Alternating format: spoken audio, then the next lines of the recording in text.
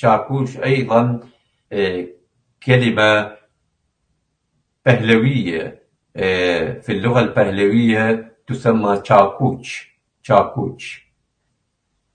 ولحد الآن أيضا في اللغة الكردية تستعمل هذه الكلمة البهلوية. شطرنج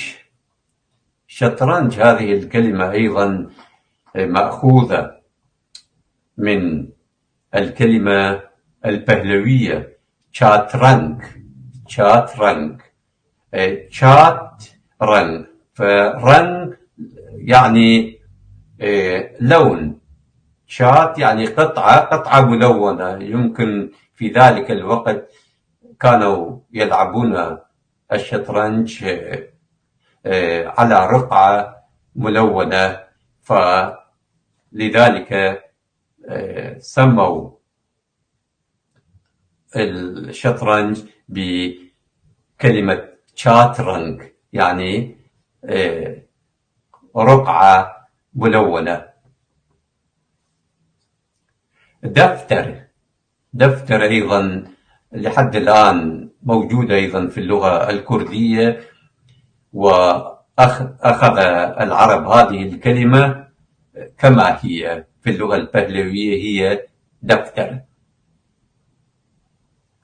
دهليز أيضا العرب أخذوا هذه الكلمة كما هي في اللغة البهلوية واللغة الكردية. الدرد أيضا كلمة بهلوية وكردية أيضا، يعني داء، محنة. حتى تستعمل هذه الكلمة أيضا في اللغة الكردية بمعنى مرض أيضا، بسبب يعني تسبب مشاكل وآلام، فنقول درد. درويش أيضا باللغة البهلوية دريوش أو دريوش، فهذه أيضا هذه الكلمة لحد الآن باقية في اللغة الكردية. جوز أيضا في اللغة البهلوية والكردية تسمى جوز. ففي اللغة العربية كلمة حرف غير موجود، لا يستطيع العربي أن يلفظ حرف فحولوا الحرف إلى حرف واو فيسموه جوز، بينما في اللغة البهلوية والكردية جوز. وحتى يمكن الأتراك أخذوا هذه الكلمة لكون الجوز يكون كروي، هذا فبالتركية جوز تعني العين. عنبر هذه أيضا كلمة بهلوية وكردية. في اللغة البهلوية تسمى هانبر أو أمار.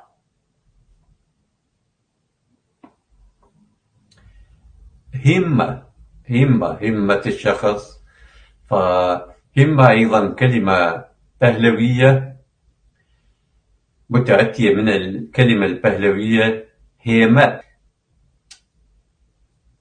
فهذه أيضا كلمة كردية.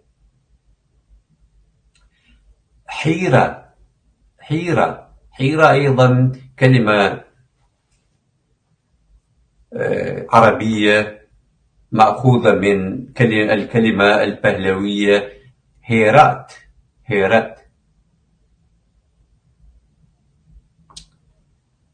هيج يعني لا شيء أبدا، أيضا هذه كلمة كردية وبهلوية.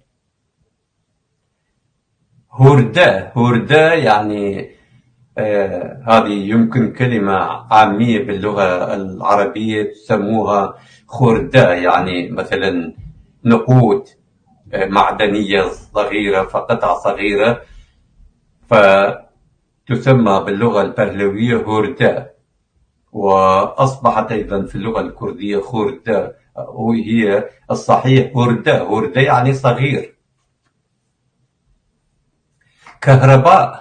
كهرباء أيضا متأتية من الكلمة البهلوية كهرباء. في اللغة العربية ليست موجود حرف بي، فأصبحت كهرباء بدلا من كهرباء. كمان هذه آلة موسيقية أيضا باللغة البهلوية والكردية، معناها نفسها كمان.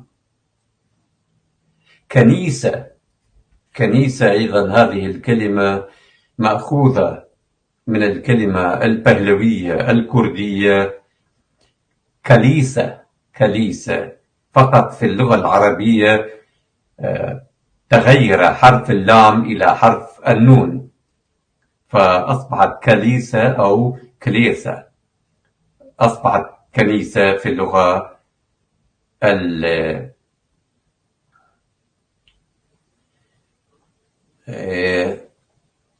هذه كلمة أيضا صغيرة. هذه أعتقد الأتراك أخذوا هذه الكلمة البهلوية الكردية، فالآن باللغة التركية يسمونه صغير، يعني كوتشوك.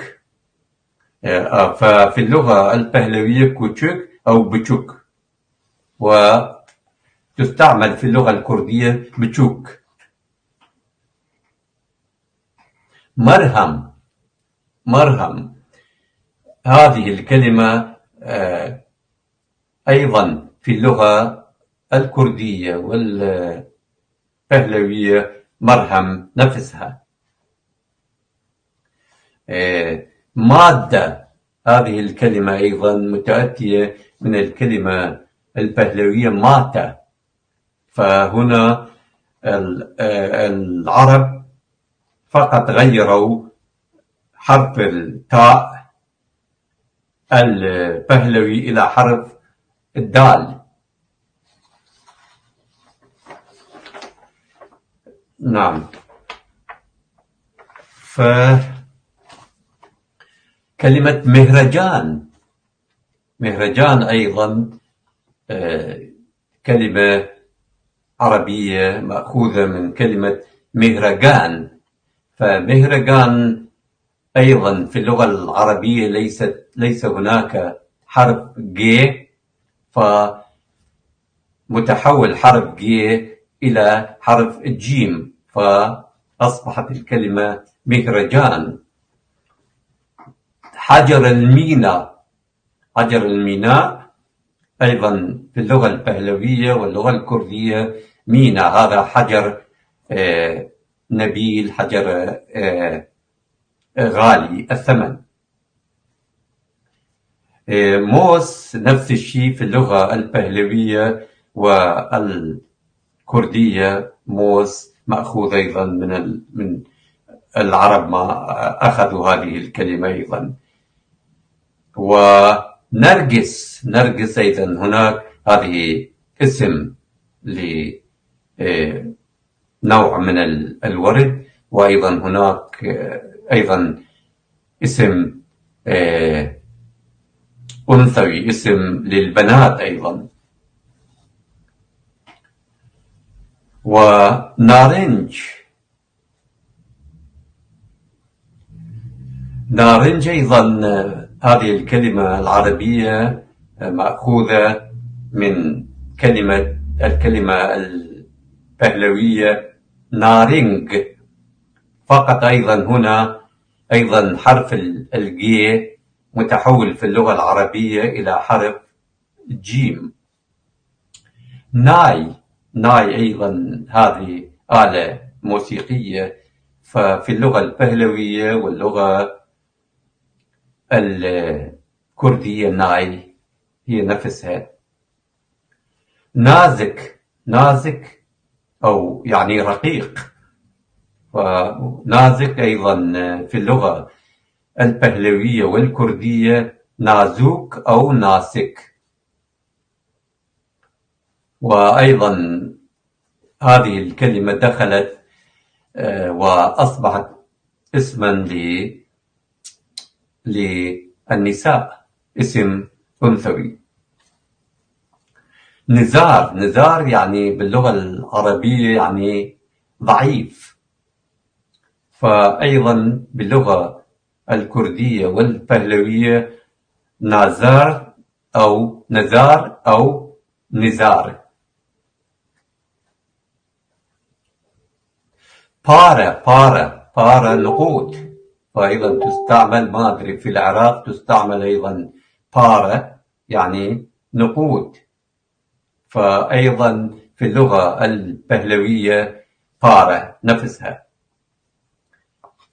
فيل. فيل أيضا هذه الكلمة العربية مأخوذة من الكلمة البهلوية بيل. بيل يعني فيل. رستاق. رستاق يعني مكان مزروع باللغة العربية، هذه الكلمة أيضا مأخوذة من رستاق البهلوية. صابون.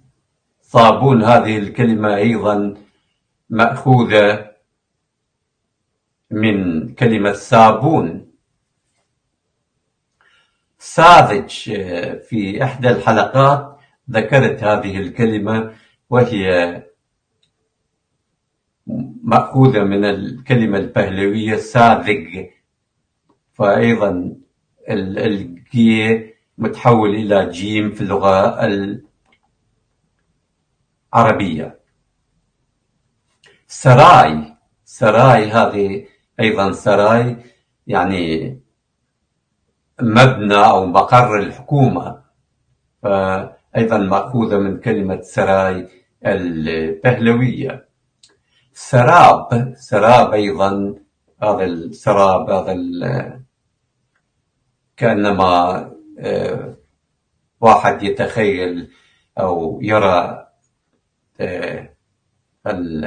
كأنما الماء مرتفع في السماء، سراب، فمتأتي من كلمة سراو.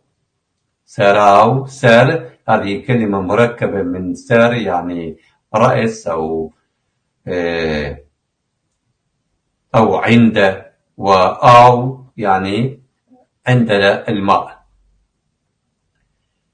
وأيضا تاج. تاج. كلمة تاج مأخوذة أيضا من الكلمة البهلوية تاج، وفي اللغة الكردية متحولة إلى تانج.